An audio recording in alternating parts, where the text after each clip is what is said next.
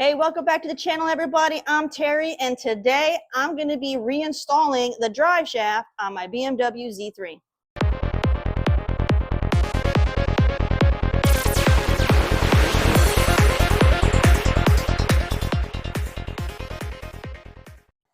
All right, for those of you who have been following along on the series of me going through this major project that I've been doing on the Z3 this summer, today's the day I'm going to be putting the drive shaft back in. But there's going to be a twist, all right? I'm not going to be putting in the stock drive shaft like I had originally planned. Let me show you why. So as you guys know, for those who have been following along, I went ahead and I removed the drive shaft and I put a new center support bearing on here. And everything was, peachy. I was getting ready to, put this back in. But then after I had installed this, I had noticed that inside this U-joint, there's these little plastic shims. And I can't really get in there, but like the plastic shim is actually broken. And I don't have anything to stick in there. I don't have a pick on me right now to kind of show you. But I had noticed that I think this one already fell out. And this one here was getting ready to fall out. It's cracked right here, and I was able to it was kind of popping out, and I kind of slid it back in. So being that the stock drive shaft doesn't have a serviceable U-joint, I didn't want to risk putting this back in, and then the U-joint ends up malfunctioning, and then I end up with other problems and other damages to everything that I just, replaced. So I'm opting not to put this back in. So I'm going to be losing the money on this bearing that I put on, but it's better than this vibrating really bad and causing damage to the transmission, the new flex disc, the diff, all that kind of stuff. So this is just going to be a loss on this. So this is what I opted to do instead. All right, so what I did is I ordered a new drive shaft. Now, I did not go with an OEM BMW drive shaft. Why? Because there isn't a such thing as a new one anymore. You're only going to be able to find ones that are either going to be used or maybe possibly remanufactured. And the remanufactured ones I don't trust because these are not serviceable. For someone to do any kind of remanufacturing on a non-serviceable drive shaft sounds a little sketchy to me because I feel like something isn't going to be quite right, and I didn't want to risk it. So I didn't want to go down that road. Now, yes, you can find new ones online, but I mean, they're not really new because if you think about it, they're not making these anymore. So if they're just ones that BMW made and they just haven't sold, that means they're going to be 20 years old still. So you're going to still have really old plastic shims inside that U-joint, even if the drive shaft itself has never been used.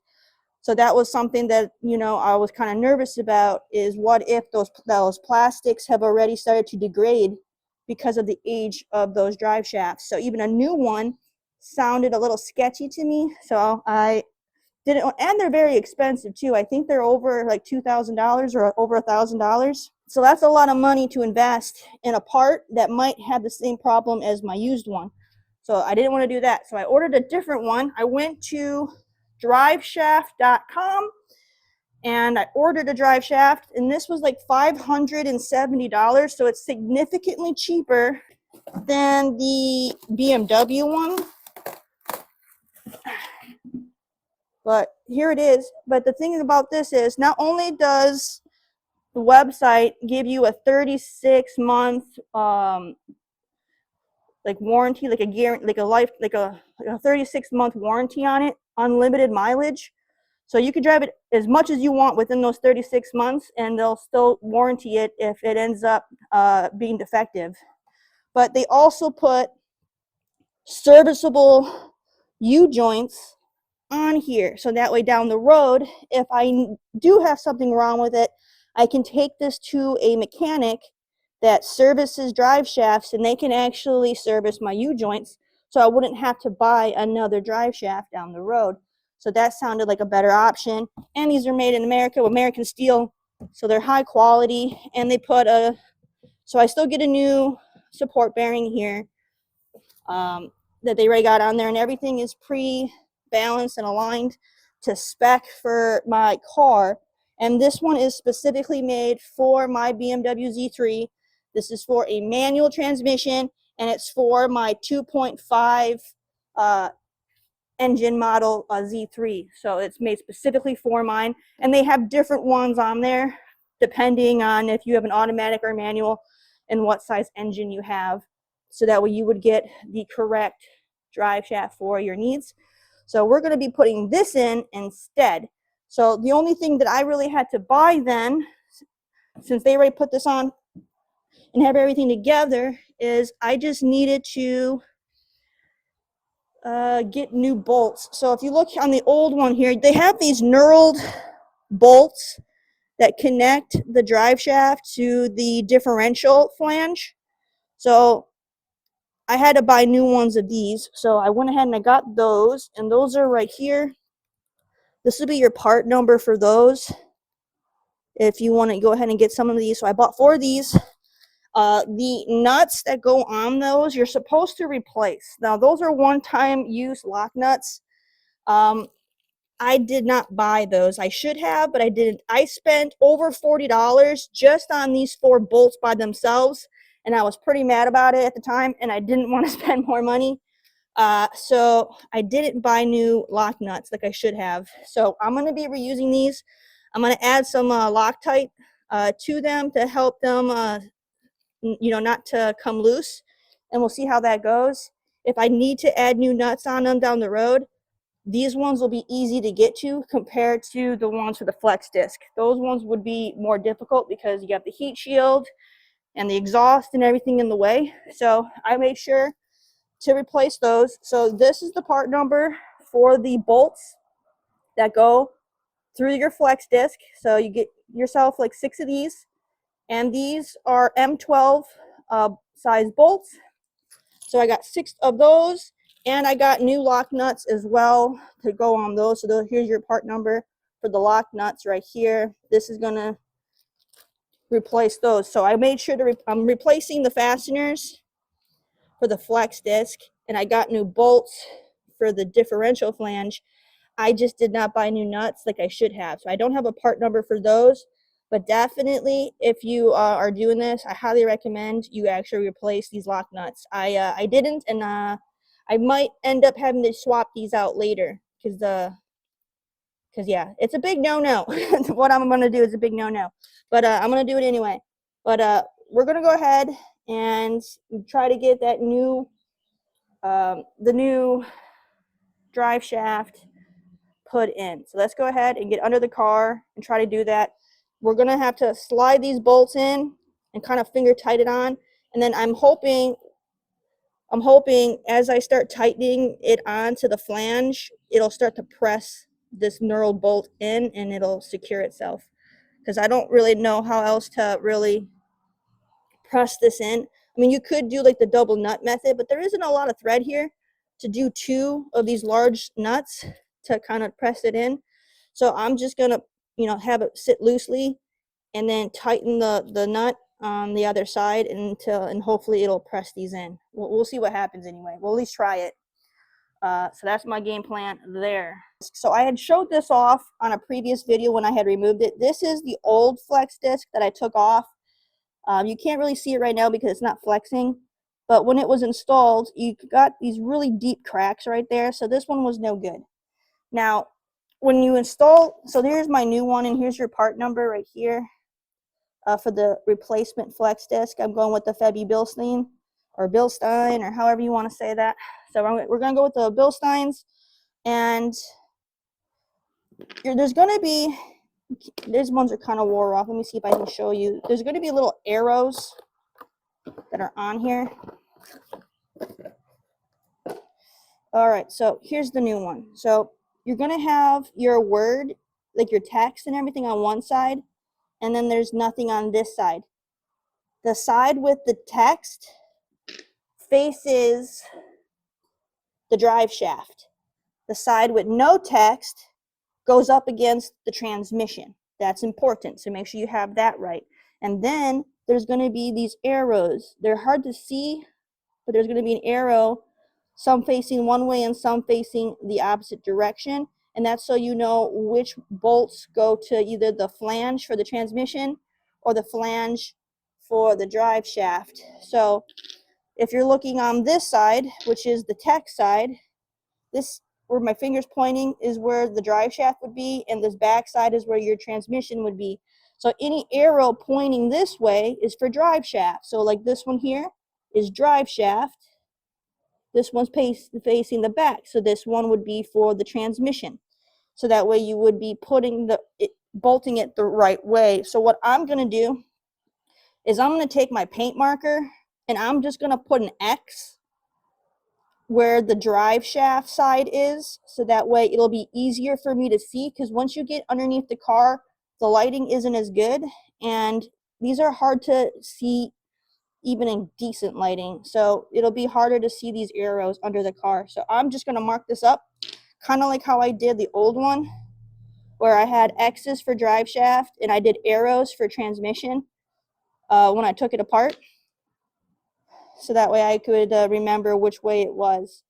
So I'm not going to do arrows or anything, but I'm going to just put an X where the drive shaft connects, so I put the bolts in the right places.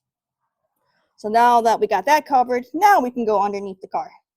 Okay, well, here's an update. So I unwrapped the plastic off of here, and they had the knurled nuts included. That's crazy, because when I was on the website, it didn't say that any hardware was included with it. So I had ordered new ones, and I was mad because of how expensive they were, only to find out that they're included with the drive shaft. So now you guys will know, if you go to driveshaft.com and you order a drive shaft from them for your BMW Z3, or I guess any BMW probably, they include the hardware for the differential attachment. Son of a gun. Like, that's a little upsetting because I spent so much money on that. Had I known they would have did that, I would have bought the lock nuts instead, and I wouldn't have bought these. So joke's on me, I guess. But now you guys will know. So order the lock nuts, and they'll give you new bolts. All right, so I'm under the car. I preset the flex disc so you can see the text faces the drive shaft, and I marked an X for the ones that had the arrows pointing towards the drive shaft. So these are just finger tight. They're not like on here. They're just finger tight, just to kind of have this on. And you'll see how like that arrow is pointing towards where the transmission would go. So this would be the correct orientation. Now I'm gonna need to loosen this sleeve so I can slide this drive shaft further up on the spline so that I can get it in here, and then I can go from there. So I gotta basically get it fitted in place. This output shaft up here, and then we can make the adjustments we need before we start tightening everything down. Okay, so I got the support bearing, the center support bearing, just kind of finger tight on here just to support some of the weight. And I got a jack holding the backside. And from back here, it's really hard to get the nuts through here by hand. So what I'm doing is I got myself like a little magnetic pen pointer thing that I'm putting the bolts on. That way I can slide them into the holes that way, because it's hard to get my hand in there. And that's the way, sorry, I'm getting really out of breath juggling this thing, but that's the way that I'm kind of feeding those bolts in to just kind of get it started. And then I'll put the nuts on finger tight just to keep it from falling out, and then we'll try to get the other side adjusted. The thing is I need to loosen this sleeve, so I need to get this side put in so I can put the parking brake on to prevent one side from spinning. So I can loosen the sleeve to slide this in further. I'm hoping it'll go in further. I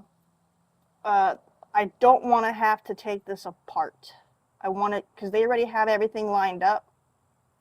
Now they're supposed to have like stickers with arrows, but mine didn't have the stickers they advertised having. But so I made my own little marks on here just in case I have to take it apart. I can realign it where they had it. So I had to mark it myself as a precaution. But this thing is heavy, man.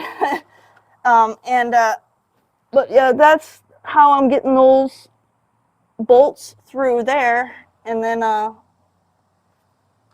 once I get to the point to where I can loosen this, we'll see if this slides in any further. Because right now, I don't have clearance. I'm hitting this bracket.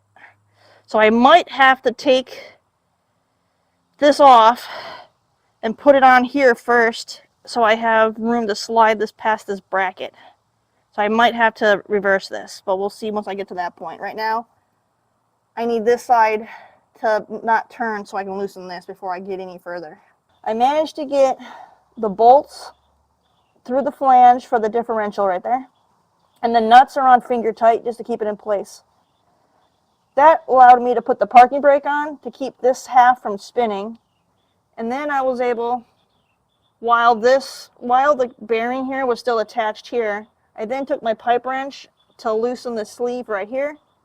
This is pushed up as far up against this as it can. So this is as short as it's going to possibly go. So now I had to disconnect this part so I would have more flexibility in this U-joint.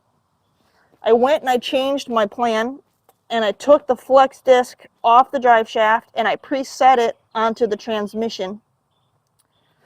So just you want to double check that you have your text facing out. Text needs to face the drive shaft. So my text is facing out. All right, and then you can see the X really clearly shows up, and these arrows here are hard to see. This is why I did the X, so I could see this. So, but you can tell this arrow is pointing in towards transmission, and my X is to mark where the bolts go for the actual drive shaft, so that I know I have it in the right ones. So you see, this one doesn't have an X, so that's transmission. This one does, that's drive shaft. This one doesn't, so that's transmission. So that's how, that makes it easy to see it when you don't have the best visibility once you're under here, is that X is easy to spot. So now I can go ahead and slide the other end of the drive shaft up, just like so, and kind of coax it there, like that. And then I'm going to need to then push, I'm going to need my other hand free, but then I can push up here to get that center support bearing there, and I can finger tight that on just to hold that in place. And then I'll be able to slide the rest of this front half of the drive shaft. I'll be able to slide it off of the spline a little bit to tighten this up against here and get everything in place with the bolts. And then we'll torque it down on that side first. Oh, it just fell on me. We'll torque it down on that side first, and then we'll torque it down over here. Ugh, oh, that hurt. And then we'll have to preload the bearing here once we get to that stage. So, but let me at least get it on to where this won't keep falling off and smacking me, because this thing's heavy, and that really hurt when it fell on me just now.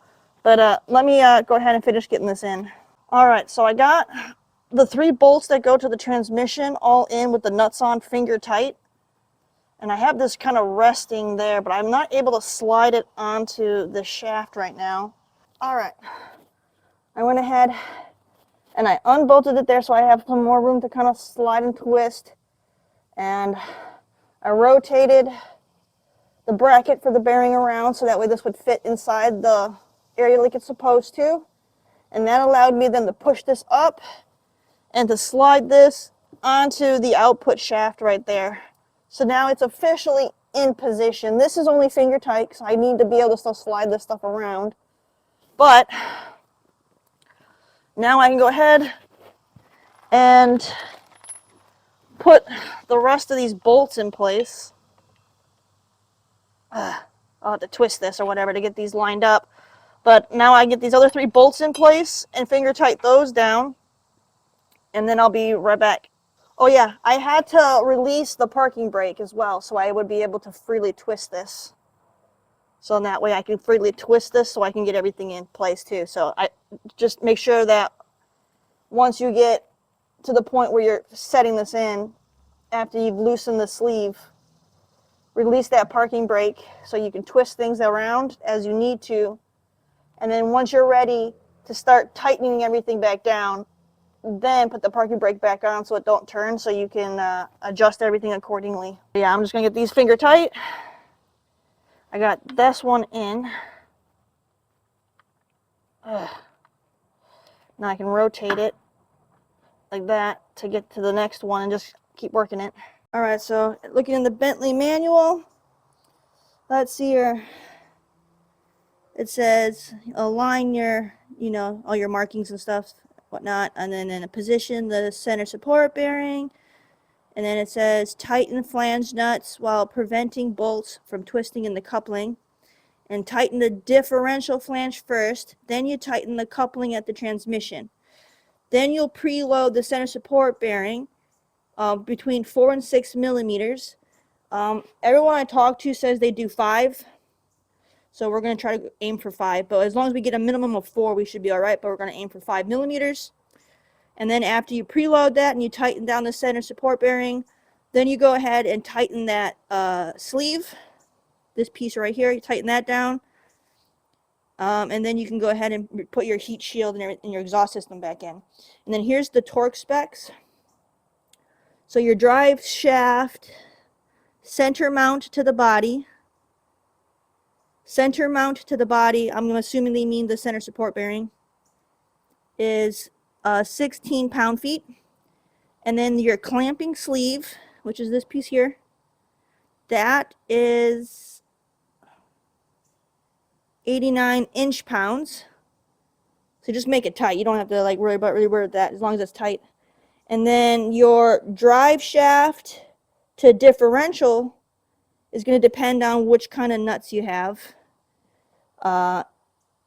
So I think I have the ribbed nuts, I think is what I have. So that's going to be 59 pound-feet. If you have compression, that's 47 pound-feet. Then you have your flex disc to drive shaft, and as well as your transmission flanges. So you're going to have different bolts. Now I have the M12 bolts, and mine were 10.9, and it'll actually say, I'm not gonna be able to show you there, but if I grab the old ones, let me grab the old ones. So like right here, here's the old ones. Right on the head, it says 10.9. So you want to make sure when you're buying new bolts that you're getting the same grade that you took out. So I had the M12 10.9s originally in there, so I replaced them with M12 10.9s. So mine, being M12 10.9 grade, is going to be 74 pound-feet. All right, so if you have different ones, then you can see what you need to do. I believe like if you have like an M model, or if you have like the 1.9, you're going to have different stuff than what I have. But this is what I got. So you can at least see all the torquing specs here that will help you out with yours. All right. With that being said, let's get under there and let me torque down the diff side, then the transmission side, and then we got to get the center support bearing preloaded. Alright, so the lock nuts that go and connect to the drive shaft to the differential, these are 16 millimeter. So you're going to need an open wrench to put these on. I don't have a 16 millimeter wrench, so I'm going to use a 5/8, and that will do the trick. So let me go ahead and get these back in and start tightening them down. Okay, so I got that tightened down, and now this is all torqued down. I had to get my husband to help me because this has to be so tight. I honestly wasn't strong enough to get it tight enough. So, and my husband, he was struggling to get it tight enough himself. So you're gonna need a lot of muscle. The downside is depending on the head, of like your torque wrench or whatever, it's really hard to get it to fit in place. So thankfully mine just fit on. But if you have a really big head on your torque wrench, you're gonna have a heck of a time. So hopefully your stuff will fit. But you got to get these, or at least mine had to be 74 pound-feet. And that's really, really tight. But we got it. And we only semi-rounded off one of them in the process because it kept slipping. But they're all there.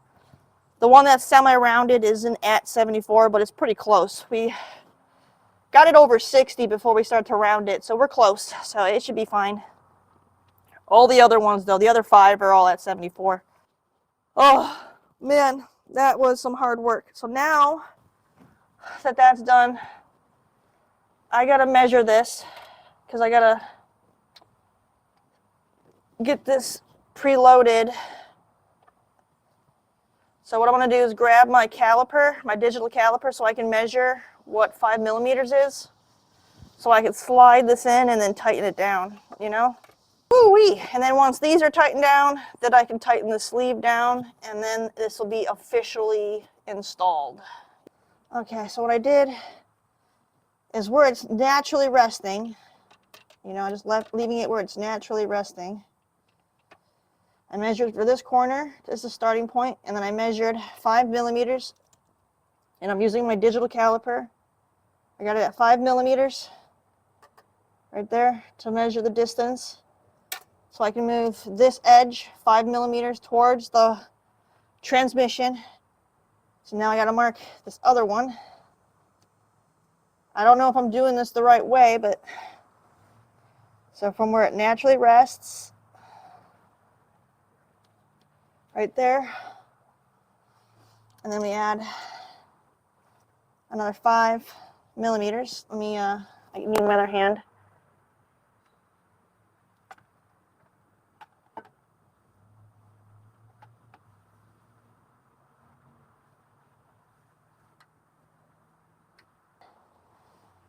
I don't know how you guys can see, this light's really bright, but that's 5 millimeters that way. I don't know if I'm doing it right, but I'm guessing from where it naturally wants to sit, and then we just force it further.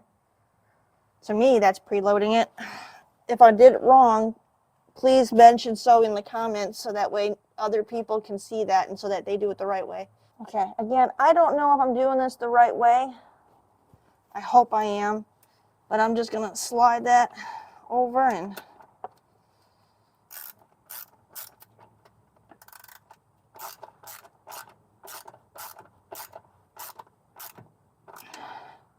tighten that one down, and then I'll slide that over the best that I can here.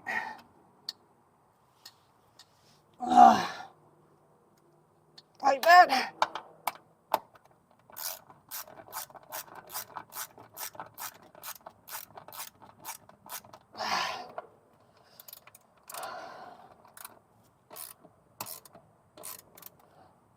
So I got this one good and tight. That one's good. This one I gotta slide more, so let me loosen this one up a bit and try to slide that in more. Oh, I might need to hammer that over. I don't have a hammer, but this might work.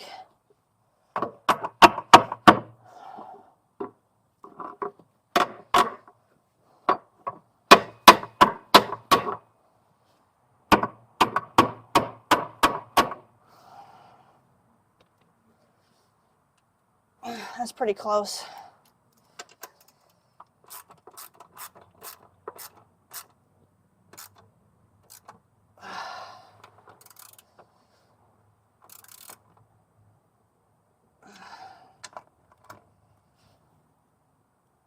Okay, and with that, the drive shaft is officially installed. We got it back there, and then we got it here, and then we got it here. So now let me tighten this down, and then I'm done. And I am out of breath, and then my arms hurt, but I got the new drive shaft in. So then I just take my pipe wrench, and I just gotta take my pipe wrench and then tighten that back on. That's it. All right, so this is going to be my first time starting the car in over 6 months. So we're going to see if it'll run. It also doesn't have any exhaust. So we're going to see how loud the car is with no exhaust. But I want to check to make sure I don't have any leaks on that transmission since I had replaced that one seal. So we're going to start it up and see what happens here. Now I haven't ran it in a long time, so the gas is a bit old. So we're going to see what happens.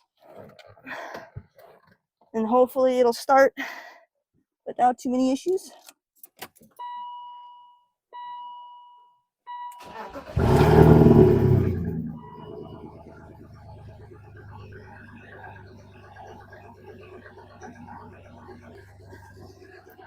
She's loud.